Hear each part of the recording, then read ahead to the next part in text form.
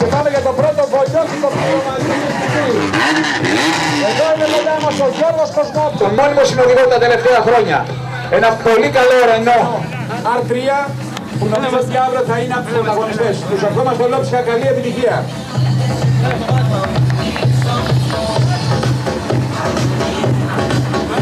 Παρακαλώ τον πρόεδρο του Αθλητικού Οργανισμού, τον κύριο Τοσούλα Αντώνη,